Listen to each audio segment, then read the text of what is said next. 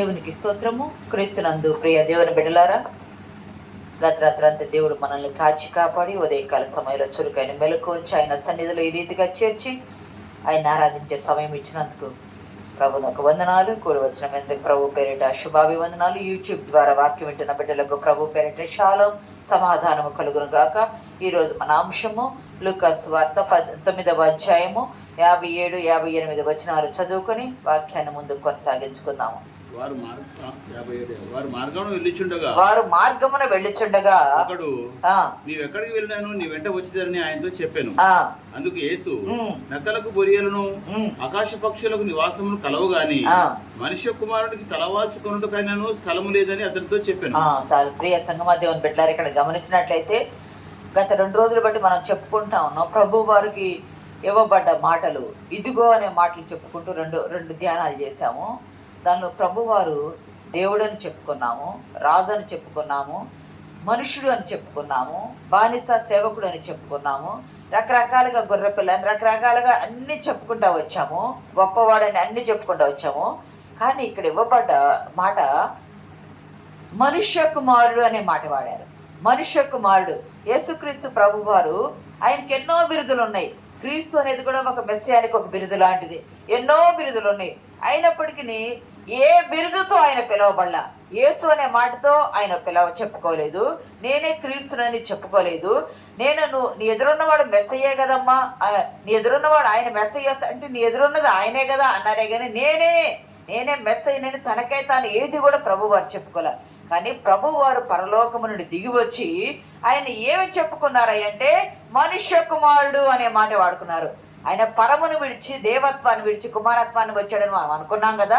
అవన్నీ విడిచి వచ్చిన ప్రభువు భూమి మీద ఏ పేరుతో తనను తాను పిలుచుకోవడానికి ఇష్టపడ్డాడంటే మనుష్య కుమారుడు. మనుష్య కుమారుడు పాపం ఎన్నిసార్లు శిష్యులు చెప్పాడు, మనుష్య కుమారుడు పాపుల చేతికి అప్పగించబడుచు ఉన్నాడు, పాపుల చేతికి అప్పగించబడుతున్నాడు కాబట్టి రండి మనం వెళ్దాము అని ఎన్నో మార్లు ప్రభు వారు చెప్పారు. ఇక్కడ గమనిస్తే ఇది ఒక బిరుదుగా ఉన్నది, తనకు తానే పెట్టుకుంది. 4 సువార్తల్లో కూడా ఈ మాట ఎక్కువగా వాడారు ప్రభువారు. 82 సార్లు ఈ పదం వాడారంట బైబిల్లో. 82 సార్లు. అది దానియేలు గ్రంథంలో ఉంది, ఎస్కేల్ గ్రంథంలో ఉంది, నరపుత్రుడు అని కానీ మనుష్య కుమారుడు అని కానీ ఉన్నది. ఇక్కడ గమనిస్తే ఈ సువార్తలు ఎక్కువ యేసుక్రీస్తు ప్రభువారే మరి ఎక్కువగా వాడినట్టుంది. అపోస్తుల కార్యాల్లో కూడా 7వ అధ్యాయం 56 వచనంలో కూడా స్టెఫను భక్తుడు కూడా ఒక మాట అంటాడు. పరిచయులు వీళ్ళంతా కలిసి ఆయన రాళ్లతో వేసి కొట్టి చంపేటప్పుడు మనుష్య కుమారుడు చదవయా 7:56 ఆకాశము తెరవబట్టయు మనుష్య కుమారుడు దేవుని కుడిపార్శ్వమందు నిలిచియుండుట. స్టెఫను భక్తుడిని దేవుని గురించి చెప్తా ఉంటే రాళ్ళు వేసి కొట్టి చంపుతున్నారు. రాళ్ళు వేసి కొట్టి చంపేటప్పుడు పౌలుగా ఉన్నటువంటి సౌలు కూడా ఆయన వస్త్రాలకు కాపలా ఉన్నాడు. ఆ సమయంలో ఇతను చెప్తున్నాడు, ఆకాశము తెరవబడిందయ్యా, ఆత్మలో దర్శనం చూశాడు ఆయన, ఆకాశము తెరవబడిందయ్యా, మనుష్య కుమారుడు దేవుని కుడి పార్శ్వము నిలబడి ఉంటే నేను చూశాను అయ్యని చెప్పగానే మరీ ఎక్కువ దేవదోషం చేస్తున్నాడు ఆయన రాళ్లతో కొట్టి చంపారు. అంటే యేసుక్రీస్తు ప్రభు అని మనుష్య కుమారుడు అన్నారు కూడా. అంతేకాదు మత్తయి సువార్త 16:13 కూడా చాలాసార్లు చెప్పుకున్నాం. ఏమని చెప్పుకున్నారయ్య అంటే అక్కడ పేతురు శిష్యులు ఫిలిప్పుదైన కైసరియా ప్రాంతాలకు వెళితే యేసుక్రీస్తు ప్రభు వారు అంటున్నాడు శిష్యులతో, యేసు ఫిలిప్పుదైన కైసరియా ప్రాంతములకు వచ్చి మనుష్య కుమారుడు ఎవడని జనులు చెప్పుచున్నారు. యేసుక్రీస్తు ప్రభు వారు అడుగుతున్నారు శిష్యులతో. ఫిలిప్పుదైన కైసరియా ప్రాంతాలకు వచ్చారు. అక్కడికి వచ్చినప్పుడు అడుగుతున్నారు, అయ్యా మనుష్య కుమారుని గురించి జనులు ఏమనుకుంటున్నారు, తనను తాను నా గురించి ఏమనుకుంటున్నారు అని అంట్లా. మనుష్య కుమారుని గురించి నేను దేవుని కుమారుని కదా, నువ్వు దేవుని కుమారుడు అంటే అవును నీవన్నట్టే, నువ్వు రాజు అంటే అవును నీవన్నట్టే, అన్నిటికీ అవును నీవన్నట్టే అన్నారే కానీ నేను ఇది అని ప్రభువారు ఏది కూడా చెప్పుకోలే. కానీ తనకు తాను మనుష్య కుమారుడు అనే మాట చెప్పుకొని ప్రభువారు మనుష్య కుమారుడు అనే మాట వాడుకున్నారు. ఎందుకు మనుష్య కుమారుడు ఎందుకు వచ్చాడయ్యా, మనిషి కుమారుడు భూమి మీదకి ఎందుకు వచ్చాడయ్యా, ఆయన పరలోకంలో ఉండవలసిన ఆయన కదా, ఆయన ఆత్మస్వరూపి కదా, ఆయన శరీరం ధరించి ఆయన కృపా సత్య సంపూర్ణుడుగా ఆయన భూమి మీదకి ఎందుకు వచ్చాడయ్యా అంటే లోక 19:10 అంటాడు, నశించిన దానిని వెతికి రక్షించడానికే. లూకాసు వార్త 19వ అధ్యాయము 10వ అంటాడు, నశించిన దానిని వెతికి రక్షించుటకు మనుష్య కుమారుడు వచ్చినని అతనితో చెప్పాను అన్నాడు. ఇదే 18:10 కూడా 11 కూడా ఒక మాట ఉంటది. పరిశుద్ధుడు నిలబడి దేవా నేను చోరులను అన్యాయస్తులను ఆయన లూకా 19:10 నశించిన దానిని ఎందుకు వచ్చాడయ్యా మనుష్య కుమారుడు భూమి మీదకి అంటే నశించిన దానిని వెతికి రక్షించడానికి వచ్చాడు. ఆయన పరిచర్య లక్ష్యమే ఏ ఒక్కరూ నశించిపోవటం ఆయనకు ఇష్టం లేదు. మత్తయి సువార్త 10:6 ఉంటుంది. మత్తయి సువార్త 10:6 ఉంటుంది.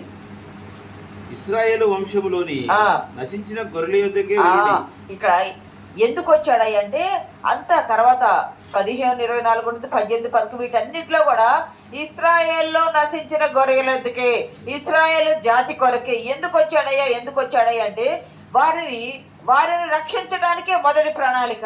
కానీ వారు ఆయన త్రోసివేశారు, ఆ రక్షణను త్రోసివేశారు. అది అన్యజనులకు ప్రకటించబడింది. ఆ రక్షణ వారు త్రోసివేయడానికి అన్యజనులకు ప్రకటించారు. మొదటిగా మనుష్య కుమారుడు ఎందుకు వచ్చాడయ్యా భూమి మీదకి అంటే ఈరోజు మన అంశము మనుష్య కుమారుడికి స్థలము ఎక్కడ. ప్రభు అంటాడు కదా, ఇక్కడ ఒక వ్యక్తి వచ్చి అంటాడు కదా, అయ్యా నేను నీ వెంట వస్తానయ్య అంటే ఈ లూకా సువార్త 9:57 నీ వెంట వస్తానయ్య అంటే ప్రభు వారు అంటాడు, నీవు నా వెంట వస్తావు సరే, నా వెంట రావాలంటే నక్కలకు బొరియలు ఉన్నాయి, ఆకాశ పక్షులకు నివాసాలు ఉన్నాయి, కానీ మనుష్య కుమారుడు తలవాల్చుకోవడం కూడా స్థలం లేదని అక్కడ చెప్పాడు. ఆయన ఎందుకు స్థలం లేకుండా చేసుకున్నాడయ్యా అనంటే ఆయన నశించిన దాన్ని వెనక్కి రక్షించడానికి వచ్చారు. ఒక ఇల్లు, ఒక స్థలము, ఒక సెటప్ ఇదంతా ఎందుకు ఉండాలి అంటే విశ్రాంతి తీసుకోవడానికి అవసరము. ఈయన విశ్రాంతి తీసుకోవడానికి రాలా, నశించిపోయే లోకములో ఉన్న కొద్ది సమయమే ఆయన 33.5 సంవత్సరాల జీవితమే ఆయన భూమి మీద నరవతారిగా. ఆ జీవితంలో 30 సంవత్సరాలు మామూలుగా తన పని తాను చేసుకుంటున్నారు. 3.5 సంవత్సరాల పరిచర్య కాలము. ఆ పరిచర్య కాలంలో ప్రియ సంగమ దేవుని బిడ్డలారా ఆయన ఒక్క క్షణం కూడా విశ్రాంతి తీసుకోవడానికి సమయము లేదు. ఆయన విశ్రాంతి తీసుకునే అవసరం లేకుండా నశించి దాన్ని వెతికి రక్షించడానికి వచ్చారు. అంతేకాదు ఆయన ఎందుకు వచ్చాడంటే మనుష్య కుమారుడు పరిచారము చేయించుకోవడానికి రాలేదు. మార్కు సువార్త 10:45 ఉంటుంది. మనుష్య కుమారుడు పరిచారము చేయించుకోవడానికి రాలేదు కానీ అనేకులకు చదవండి. మనుష్య కుమారుడు పరిచారం చేయించుకోవడం రాలేదు కానీ పరిచారం చేయుటకును అనేకులకు ప్రతిగా విమోచన క్రయధనముగా తన ప్రాణం నిచ్చుటకును వచ్చాను. మనుష్య కుమారుడు ఎందుకు వచ్చాడయ్యా అంటే నశించిన దాన్ని వెతకి రక్షించడానికి వచ్చాడు. మనుష్య కుమారుడు ఎందుకు వచ్చాడయ్యా అంటే పరిచారము చేయించుకోవటకు రాలేదు కానీ పరిచారము చేయుటకును అనేకులకు ప్రతిగా విమోచన క్రయధనముగా వెల చెల్లించడానికి వచ్చాడు. ఇది యెషయా గ్రంథం 53:10-12 సరిపోయి వచ్చిన క్రయధనము బానిస విడుదల చేయడానికి చెల్లించాల్సిన వెల. అందుకే బానిసకు కట్టే వెల ఇచ్చి 30 వెండి నాణాలు ఇచ్చి బానిస వెల ఇచ్చి ఆయన క్రయధనముగా తనను తాను అప్పగించుకోవడానికి వచ్చాడు. ఇంకా ఎందుకు వచ్చాడు అంటే మనుష్య కుమారుడు మనుషుని పోలికగా పుట్టి దాసుని స్వరూపం తెలుసుకోవడానికి. ఫిలిప్పీ 2:7 అంటాడు కదా, మనుష్య కుమారుడిగా పుట్టి దాసుని స్వరూపం ధరించుకోవడానికి, ఆయన తనను తాను రిక్తునిగా చేసుకోవడానికి, పరలోకములో ఏమీ లేకుండా చేసుకుని వచ్చాడు, భూమి మీద కూడా తనకంటూ ఏది లేకుండా చేసుకోవడానికి వచ్చాడు, శ్రమలు అనుభవించడానికి వచ్చాడు, విధేయత చూపడానికి వచ్చాడు. ఆదాము విధేయత చూపలా దేవునికి, ఆదాము విధేయత చూపల. కానీ యేసుక్రీస్తు తండ్రి అయిన దేవునికి విధేయత చూపాడు. అంతేకాదు ఇంకా ఎందుకు వచ్చాడు అంటే మొదటేమో నశించిన దాన్ని వెదకి రక్షించడానికి, 2 పరిచారము చేయడానికి, 3వది దాసుని స్వరూపం ధరించుకోవడానికి, 4వది తండ్రి చిత్తము నెరవేర్చడానికి. యెషయా 53:10 అంటాడు కదా, అతను నలగొట్టుట యెహోవాకు ఇష్టమాయను, తండ్రి అభీష్టము అతను నెరవేర్చిన వాడు అవుతాడు. 10లో ఉంటుంది అతను నలగొట్టుటకు యెహోవాకు ఇష్టమాయను, ఆయన అతనికి వ్యాధి కలుగజేసెను, అతడు తన్ను తానే అపరాధ పరిహారార్థ బలిగా చేయగా అతని సంతానము చూచును, అతడు దీర్ఘాయుష్మంతుడగును. ఆయన దీర్ఘాయుష్మంతుడే, ఆయన మరణం కలిగిన వాడు కాదు. కానీ అన్ని తెలిసి తన ఇష్టపూర్తిగా ప్రాణం పెట్టడానికి వచ్చిన, తండ్రి చిత్తము నెరవేర్చడానికి వచ్చిన విధేయత గల కుమారుడిగా ఆయన వచ్చాడు. ఇంకా ఎందుకు వచ్చాడు అంటే మనం బలహీనులం అయ్యుండగా, మన బలహీనతల్లో నుండి, మన పాపాలలో నుండి, మనం బలహీనులం అయ్యుండగా, మనం భక్తిహీనులం అయ్యుండగా, మన పాపములో ఉండగా మనల్ని వాటన్నిటి నుండి విడుదల కలుగ చేయటానికి తాను శ్రమపడి తాను బలవంతుడైండి బలహీనుడయ్యాడు, తాను ధనవంతుడైండి తాను దరిద్రుడయ్యాడు, తాను పరిశుద్ధుడైండి తాను పాపి అయ్యాడు.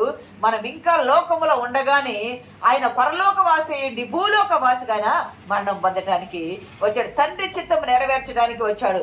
ఇంకా ఎందుకు వచ్చాడు అంటే 3:17 లోకాన్ని ఇదిగో లోక పాపమును మోసుకొని పో, దేవుని గొర్రెపిల్ల అన్నారు కదా. ఏం మోసుకొని పోతుంది? పాపాన్ని మోసుకొని పోయి పాపము నుండి లోకాన్ని రక్షించడానికి వచ్చిన మనుష్య కుమారుడు. ప్రియ సంగమా, ఎందుకు వచ్చాడయ్యా మనుష్య కుమారుడు అంటే నిన్నే మనం చెప్పుకున్నాం, యోధా పట్టణాలకి దేవుడుగా వచ్చాడు. ఆయన దేవుడుగా వచ్చాడు. ఎందుకయ్యా అంటే ఆ దేవుడు పరలోకమును విడిచి ఇక్కడికి వచ్చాడు కదా. ఇక్కడికి వచ్చిన ఆ దేవునికి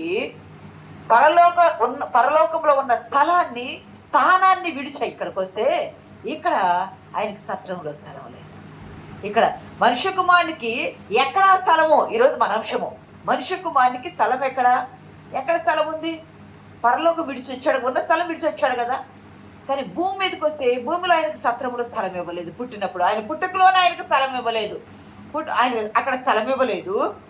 పశువుల పాకలో ఆయన జన్మించాడు. పశువుల పాకలో ఎందుకయ్యా? పశువుల పాకలో పశువులేక జన్మించేది. క్రీస్తు అన్న మన పస్కా పశువు వధించబడాలి కాబట్టి, ఇదిగో లోక పాపమును మోసుకొని పో దేవుని గొర్రెపిల్ల అన్నారు కాబట్టి, అవన్నీ ప్రవచన నెరవేర్పు జరగాలి కాబట్టి ఆయన అక్కడ పశువుల పాకలో శిశువుగానే పుట్టాడు. పశువుల పాకలో శిశువుగానే పుట్టాడు. కానీ పుట్టుక శిశువే, కానీ గొర్రెపిల్ల బలియాగము, గొర్రెపిల్ల బలిదానము ఆయన పుట్టాడు. ప్రియ సంగమా, ఆయన మరి ఎక్కడ ఆయనకి స్థలము మనం చూడవసరం లేదులే. కానీ యోహాను శిష్యులు ఆయన ఆంధ్రేయ వీళ్ళు వచ్చి ప్రభు వారి దగ్గరకు వచ్చి వెతుకుతూ ఉంటే మీరేం వెతుకుతున్నారు అని అడిగితే, రబ్బీ నువ్వు ఎక్కడ ఉంటున్నావు అని అంటే, వచ్చి చూడండి అన్నాడు. చూడండి ఒకసారి ఒక మాట, యోహాను సువార్త 39వ వచనం, మొదటి అధ్యాయం 39. వచ్చి చూడుడని వాడు అడుగుతున్నారు. యేసు వెనుకకు తిరిగి రబ్బీ నీవు ఎక్కడున్నావని ఆయనను అడిగిరి.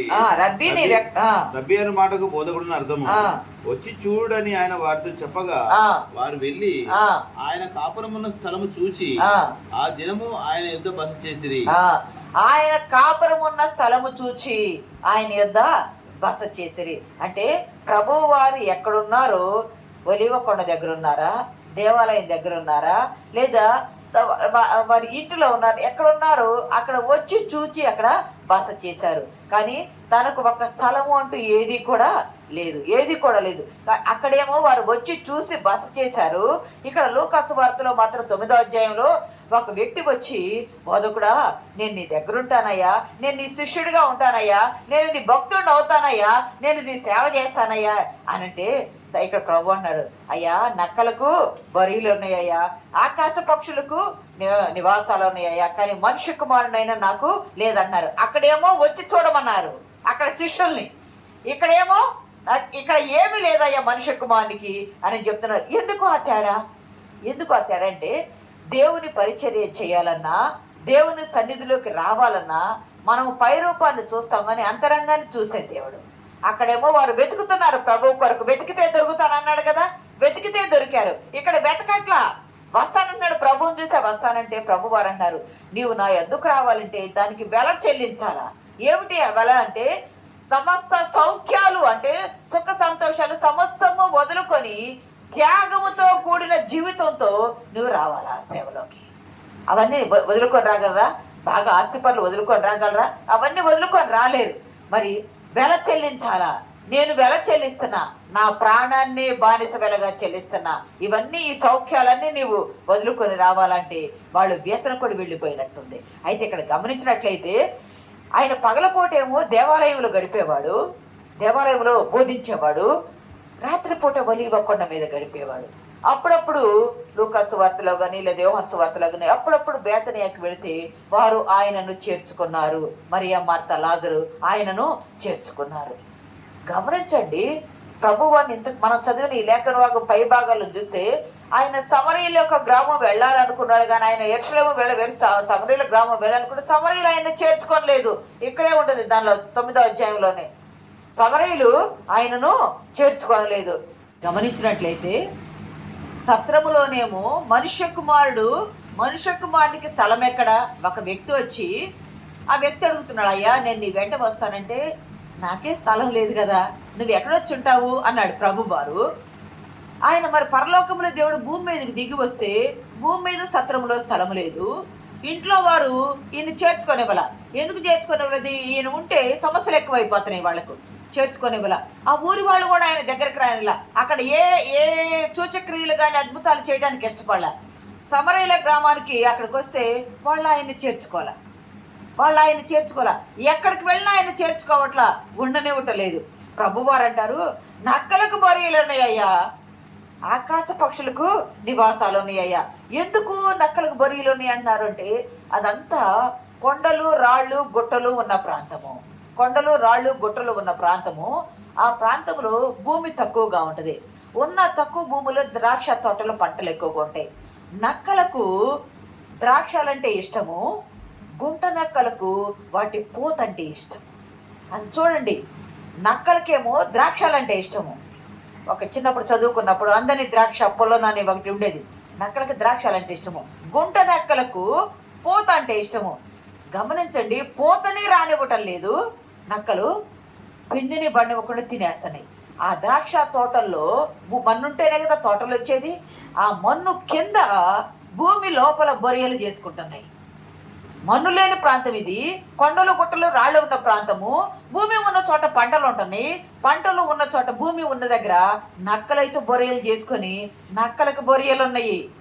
ఆకాశ పక్షులు, అదంతా ఒలీవ తోటలు ఉన్న ప్రాంతం కదా, ఆ ఒలీవ తోటలు ఉన్న ప్రాంతంలో ఎక్కువ గూళ్ళు కట్టుకుంటున్నాయి పక్షులు, గూళ్ళు కట్టుకుంటూ ఉంటే ఆ గూళ్ళు కట్టుకున్న ఆ పక్షులకి గూడు ఉంటుంది.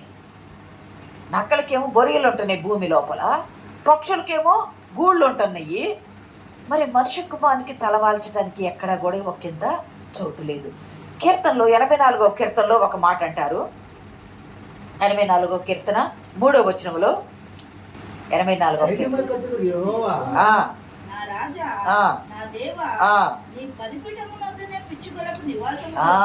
కొరహ కుమార్ కీర్తన అంటారు, అయ్యా నా రాజా నా దేవా మాకైతే. అది కొరహ కుమార్ కీర్తన ఉందా, పైన ఉన్నదా?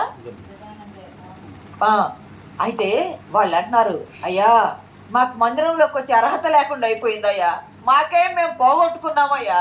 నక్కలకు చూడ, ఇక్కడ ప్రభు అన్నట్టు నక్కలకు బొరియలు ఉన్నాయి, ఆకాశ పక్షులకు నివాసాలు ఉన్నాయి. వీళ్ళు అంటున్నారు, అయ్యా నీ బలిపీఠం యొద్ద పిచ్చుకలు గూళ్ళు కట్టుకుంటాయి అయ్యా, పిల్లలు పెట్టడానికి వానకోవెలకు గూటి స్థలము నీ దేవాలయం అయ్యా, నీ మందిరములు. కానీ మాకు నీ మందిరానికి వచ్చే అర్హత లేదయ్యా అని చెప్పి వారు యాతన పడుతున్నారు కదా. దేవుని బలిపీఠము యొద్ద పిచ్చుకలు గూళ్ళు కట్టుకుంటున్నాయి, పిల్లలు పెట్టడానికి వానకోవెలకు దేవుని బలిపీఠము గూళ్ళు అవుతున్నాయి కదా. మరి మనుష్య కుమారునికి నేను చెప్పుకున్నట్టు సొలొమోను మహారాజు స్వర్ణ దేవాలయం కట్టాడు. దేవుడు కనిపించని దేవునికేమో దేవాలయం కట్టారు. కనిపించి ఎదురు వచ్చి దిగి వచ్చి నేనే మీ దేవుణ్ణయ్యా, నేను తండ్రి పంపిస్తే వచ్చానయ్యా అని చెబితేనేమో ఆయన్ని సిలువ వేయండి అన్నారు. కనపడిన దేవునికి గుడి కట్టి కనిపించే ప్రభువును సిలువ వేసి ఆయనకి స్థలం ఇవ్వకుండా చేస్తే ఆయనకి ఎక్కడా స్థలం లేదు. ఆయనకి ఎక్కడా స్థలం లేదు. ఆయన అంటాడు లేవియా కాండంలో 25వ అధ్యాయము 23వ వచనంలో ఒక మాట ఉంటుంది. 25:23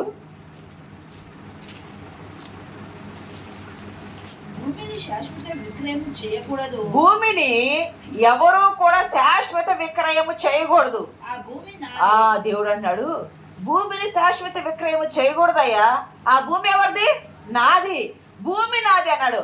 ఆకాశం కలుగును గాకని భూమి కలుగును గాకని మాట ద్వారా సృష్టిని చేసిన సృష్టికర్త ఆకాశమును విడిచి పాపులైన మానవులను రక్షించడానికి, నశించిన దానిని వెతికి రక్షించడానికి, లోకములో పాపములో శాపములో కట్టబడి కొట్టబడి నశించిపోతున్న వారిని రక్షించడానికి, బలహీనల విడుదల కలుగజేయడానికి, మనుషులకు పరిచారము చేయడానికి, దాసుల రూపం ధరించుకొని శిష్యుల పాదాలు కడిగేంత దిగి వచ్చిన ప్రభువునకు సత్రములో స్థలం ఇవ్వలేదు, ఊరి వాళ్ళు చేర్చుకోలేదు, ఇంటి వాళ్ళు చేర్చుకోలేదు, సమరయులు చేర్చుకోలేదు. ఇప్పుడు ఆ వ్యక్తి వచ్చి, అయ్యా నేను నీతో ఉంటానయ్యా, నీ పక్క నుండి నీ సేవ చేస్తానయ్యా అని అంటా ఉంటే నువ్వెక్కడ ఉంటావయ్యా? అంతకుముందు యోహాను ఉన్న శిష్యులనేమో రండయ్యా వచ్చి చూడండి అంటే ఆ రాత్రి ఆయన ఏదో బస చేశారని అక్కడ ఉంది. హృదయాన్ని ఎరిగిన దేవుడు, అంతరంగాన్ని ఎరిగిన దేవుడు ఈ ఇతనితో మాత్రం నాకే చోట్లేదయ్యా, నక్కలకు బొరియలు ఉన్నాయ్యా, ఆకాశ పక్షులు గూళ్ళు ఉన్నాయ్యా, మనుష్య కుమారునికి తల వాల్చుకొనుటకైనను ఒక్కింత స్థలము భూమి మీద లేదు. లేవే కణులు ఏమంటాడు? భూమంతా నాదే, భూమంతా నాదే అన్నాడు. మరి స్థలం లేకుండా ఎందుకు చేసుకున్నారయ్యా ప్రభు అంటే, ఆయన స్థలము తీసుకొని నాది అని అనిపించుకోవడానికి రాలా, రిక్తునిగా వచ్చాడు. ఫిలిప్పులో చెప్పిన రీతిగా ఏమి లేకుండా ఎంటీ హ్యాండ్స్ ఆయన ఉండటానికి వచ్చాడు. ఆ ఒట్టి చేతులతో ఆయన వెళ్ళటానికి వచ్చాడు, ఏమి తీసుకొని రావడానికి రాలా. మరి ఆయన ఎక్కడ కోరుకుంటున్నాడయ్యా అంటే, నీ హృదయములో కట్టబడిన స్వర్ణ దేవాలయాల్లో, దేవదార వృక్షములతో కట్టబడిన, మ్రానులతో కట్టబడిన దేవాలయంలో చోటు అడగట్లేదు. దేవాలయాన్ని పూజిస్తున్నారు, విశ్రాంతి దినాన్ని మీరు ఆరాధిస్తున్నారే కానీ ఆరాధించవలసిన దేవుని నామాన్ని మీరు ఆరాధించట్లేదు. ఆయన ఎక్కడ ఉండాలని కోరుకున్నాడయ్యా? భూమి అయిందే కానీ భూమి మీద ఒక్కింత చోటు తీసుకోలేదు. భూమి అయిందే, భూమి మీద ఎవరో ఆయనకు స్థలం ఇవ్వలేదు. కానీ ఆయన మనుషుల హృదయాల్లో చోటు కోరుకుంటున్నాడు, మనుషుల హృదయాల్లో చోటు కోరుకుంటున్నాడు. భూమి నాది అయిన ఆ యజమానుడు పరమును విడిచి ఇక్కడికి వస్తే ఆయనకు స్థలము లేనందున, మరి ఆయన ఎక్కడున్నాడయ్యా? ఆయన స్థలము లేనందున అంటే ఆయన ఎక్కడ స్థలం తీసుకున్నాడయ్యా అంటే, ఇక్కడ మనం గమనించినట్లయితే పరలోకానికి భూమికి మధ్య సిలువలో వేలాడాడు. ఆయనకు ఒక్కింత స్థలం ఎక్కడ దొరికింది? సిలువలో దొరికింది. ఆకాశంలో ఉన్న స్థలాన్ని విడిచి వచ్చాడు. భూమి అయింది, భూమి మీద నాది ఇది స్థలం అనేది. మనకైతే మనకి ఇల్లు ఉంది, మనకు వాకిలు ఉంది, మనకు అది ఉంది, మనకు అంత ఉంది, ఎంత ఉందని మనం చెప్పుకుంటాము. ఎంత ఉన్నా మనం ఎంటీ హ్యాండ్స్తో పోవలసిన వాళ్ళమే. అన్నీ చేసిన ఆయన రిక్తునిగా ఉంటే, ఆయనకి స్థలం ఇవ్వకుండా ఉంటే ఎక్కడా లేదు. మరి ఎక్కడుందయ్యా అంటే, సిలువలో ఏమన్నా తలవాల్చుకున్నాడా ప్రభువారు? సిలువలో తలవాల్చి తండ్రికి ఆత్మను అప్పగించుకున్నాడా అంటే, సిలువలో కూడా ఇప్పుడు ఇందాక మనం చదువుకున్న లేఖన భాగంలో ఏముంది? నక్కలకు బొరియలయ్యా ఉన్నాయి, ఆకాశ పక్షులకు నివాసాలు ఉన్నాయ్యా, కానీ మనుష్య కుమారుడు తలవాల్చుకుంటూ ఒక్కింత స్థలము లేదు అన్నారు. మరి సిలువలో తలవాలిస్తే మనుషుకు ఇందాక యేసు ప్రభు వారు చెప్పిన మాట తప్పైంది కదా, తలవాల్చడానికి స్థలము లేదన్నారు కదా. మరి సిలువలో తల ఎట్లా వాలుస్తారు? సిలువలో తల వాల్చడానికి లేదు, సిలువలో తల వాల్చకూడదు. గమనిస్తే మేక పిల్లను కానీ దేనైనా ఒకదాన్ని కోడి పిల్లను కానీ కోసినప్పుడు అదేం చేస్తుంది? మెడ వాల్చింది అది నిలబెట్టిద్దా? నిలబెట్టదు. గొర్రె పిల్లను బలిచ్చినప్పుడు అదేమవుతుంది? తల వాల్చేస్తుంది. యేసుక్రీస్తు ప్రభు వారు బలి ఇవ్వబడ్డారే కానీ తల వాల్చలేదు, జ్ఞాపకం పెట్టుకోవాలా. తల వాల్చటానికి ఆయన రాలా. ఎందుకంటే తల వాల్చుటకు స్థలము లేదని చెప్పిన దేవుడు, చెప్పిన ప్రభువు తల వాలిస్తే ఆయన చెప్పిన మాట తప్పైంది. మరి ఏం చేశాడయ్య అంటే, చదవండి యోహాను సువార్త 18వ అధ్యాయం 30వ వచనంలో.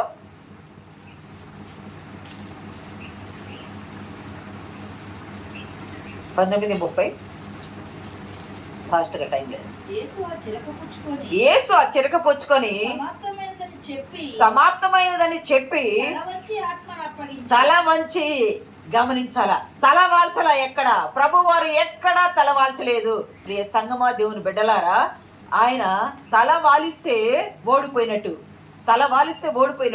తల ఎత్తితే ఎదిరించినట్లు. ఇక్కడ ఎంత మర్మం ఉందో! తల వాలిస్తేనేమో ఓడిపోయినట్టు, తల ఎత్తితేనేమో ఎదిరించినట్టు. ఆయన ఏం చేశాడంటే, తండ్రి ఎదుట దీనుడై తనను తాను తగ్గించుకొని రిక్తునిగా తల వంచాడు.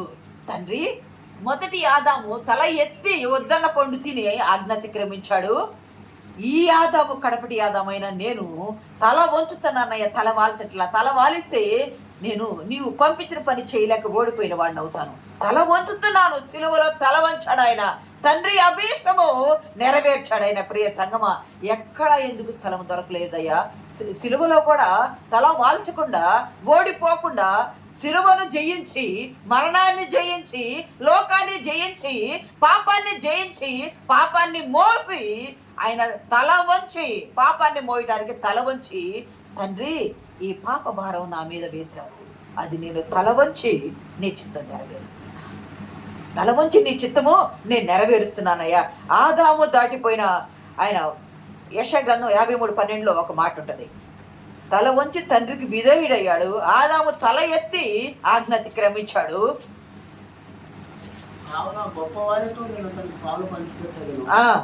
గనులతో కలిసి అతడు కొల్ల సొమ్ము విభాగించుకొనును. ఏలయనగా మరణము నొందునట్లు అతడు తన ప్రాణమును తల వంచి తన ప్రాణమును ధారబోసెను. దేవుని నామానికి మహిమ. చప్పట్లు కూడా దేవుని నామానికి గణపరుద్దాం. మనము నీ కొరకు నా కొరకు మనం పాపులం కదా, మనం పరిశుద్ధులం కాదు కదా. పరిశుద్ధుడైన ప్రభు భూమి మీదకి దిగి వచ్చి ఒక్కింత స్థలము ఎక్కడా లేదు ఆయనకు. ఒక్కింత స్థలము ఎందుకయ్యా అంటే ఆయన పుట్టుకలో స్థలము లేదు, ఆయన మరణంలో స్థలము లేదు, ఆయన సమాధికి స్థలము లేదు, ఆయన పెరిగినప్పుడు స్థలము లేదు. ఇవన్నీ ప్రవచన నెరవేర్పు. యెషయా గ్రంథ ప్రవచన 9 యెషయా గ్రంథం 53:9 వచ్చిన నెరవేర్పు. 9 చదవండి.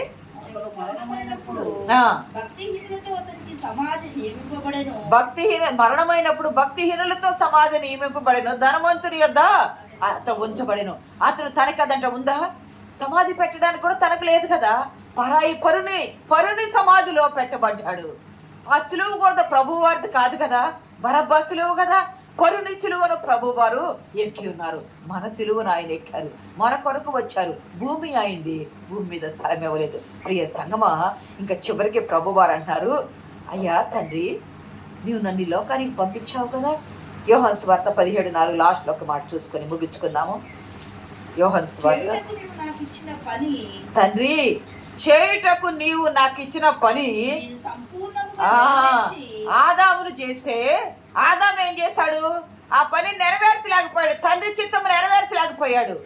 యేసుక్రీస్తు ప్రభు వారు సిలువలో తల వంచి, తండ్రి, నీవు నాకు పని చేయడానికి పని ఇచ్చావు కదా, నువ్వు ఇచ్చిన పని సంపూర్ణంగా నేను నెరవేర్చానయ్యా, ఇదిగో నీ చిత్తము నెరవేర్చానయ్యని సంపూర్ణంగా తల వంచి తండ్రి చిత్తాన్ని నెరవేర్చడానికి వచ్చాడు. ప్రియ సంగమా, ఆయన భూమి మీదకి వచ్చాడు పరమును విడిచి. అక్కడి నుండి ఏమి తీసుకొని రాల, మహిమను కానీ దైవత్వాన్ని కానీ ఏమి తీసుకొని రాల, కుమారత్వాన్ని కానీ. దేవుని కుమారుడుగా ఇక్కడికి వచ్చాడు అంటే, కానీ ఇక్కడ నుండి కూడా ఆయన ఏమి తీసుకొని పోయాడు అంటే పాపాన్ని సిలువకు అంటే కట్టిపోయాడు. మానవ రూపము మానవ పోలిక ఇక్కడే విడిచిపెట్టేసి మళ్ళా ఆయన కుమారుడై అక్కడికి వెళ్ళాడు. ప్రియ సంగమా, భూమి మీద స్థలం లేదు, కానీ ఎక్కడ స్థలం కావాలనుకుంటున్నాడు ఆయన అంటే 119 కీర్తన 11 ఉంటుంది. అయ్యా, నేను పాపము చేయకుండా ఉండునట్లు నా హృదయములో నీ వాక్యము ఉంచుకొని ఉన్నాను.